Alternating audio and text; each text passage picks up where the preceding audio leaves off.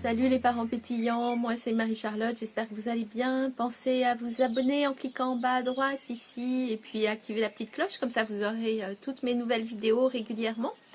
Aujourd'hui le thème c'est qu'est-ce que je fais si j'ai pété les plombs. On est en confinement, c'est compliqué et je vois de plus en plus de parents qui n'en peuvent plus, qui explosent, qui se mettent à hurler, à faire des choses qu'ils n'ont jamais fait. Donc ça d'abord, il faut savoir que ça s'explique très bien. Quand on connaît le stress, on sait que le stress c'est une réponse physiologique à une situation qui peut s'avérer dangereuse. Le corps repère quelque chose qui peut sembler dangereux et immédiatement va se mettre à produire de la cortisone et de l'adrénaline. Et ainsi notre corps va être prêt soit à fuir, soit à combattre, soit à se figer.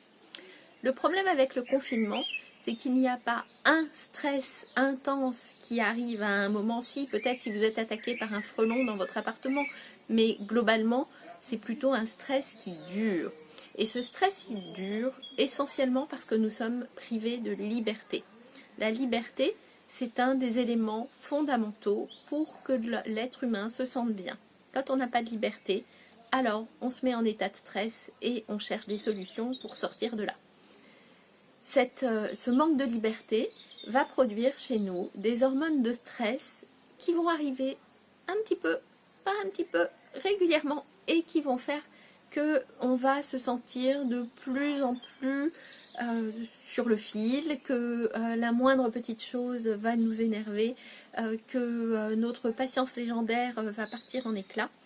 Et à ce moment-là, il suffit d'une goutte d'eau pour faire exploser complètement notre bonne volonté d'être des parents bienveillants. Donc qu'est-ce qu'on peut faire quand on est confronté à cette situation? J'ai explosé, j'ai dit des choses épouvantables, j'ai hurlé, j'ai cassé des affaires. Eh bien je crois que la première chose à faire, c'est se déculpabiliser. Sincèrement, nous sommes tous passés par là, ou nous allons tous passer par là pendant ce temps de confinement. C'est physiologique, on ne peut pas éviter qu'à certains moments ce soit trop compliqué, trop difficile et qu'on explose. On ne va évidemment pas tous exploser de la même façon. Et il y a des explosions qui sont plus dangereuses que l'autre. Si votre explosion c'est de vous inciter à secouer votre bébé, je vous le dis, posez-le, sortez, appelez-moi. Je vous aiderai vraiment gratuitement, il ne faut pas secouer votre bébé, c'est trop dangereux. Mais si vous avez explosé en hurlant sur vos enfants, sur votre conjoint, sur vos voisins, en vous mettant à taper du pied, en vous mettant à casser toutes vos assiettes, ce n'est pas grave. Ça arrive. Vous allez être complètement exténué, épuisé à la fin de la crise. C'est normal aussi, c'est votre corps qui a besoin de recharger les batteries. Ramener un peu de sucre, ramener un petit peu de graisse pour préparer les prochaines attaques. Et ce qu'il convient de faire à ce moment-là, c'est de vous reposer. Je sais, c'est pas très simple de se reposer quand on a plusieurs enfants qui appellent en permanence maman, qui ne nous laissent même pas aller aux toilettes tranquilles.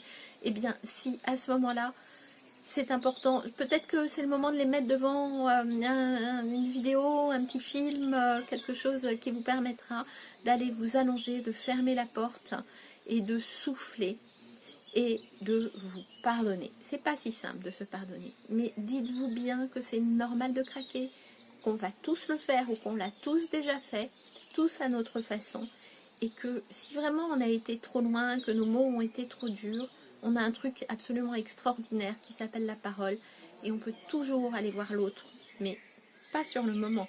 Une fois qu'on s'est apaisé, une fois qu'on a respiré, pour aller lui demander pardon. Lui dire qu'on ne sait pas ce qui nous est arrivé, qu'on a pété les plombs, qu'on est désolé et que bien évidemment on ne pensait pas un mot de ce que l'on a dit.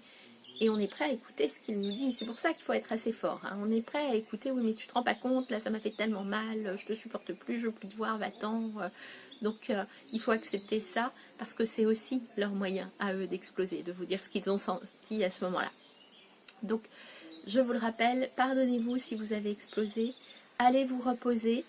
Prenez du sucre, prenez quelque chose qui recharge vos batteries, prenez au moins une demi-heure pour vous, faites-vous couler un bain. Si vous avez des petites bougies, c'est le moment d'allumer vos bougies, de vous faire un bon bain avec de la mousse. Tant pis si vous utilisez la totalité du gel douche de la maison, vous en avez besoin physiquement, votre corps a besoin de se recharger, c'est ça le plus urgent. Dans d'autres vidéos, on ira un petit peu plus loin. Je vous rappelle que vous pouvez aimer cette vidéo, mettre des commentaires en dessous si ça ne vous convient pas, je serai ravie d'y répondre. En tout cas, abonnez-vous, vous recevrez la suite de mes vidéos rapidement. Bonne journée!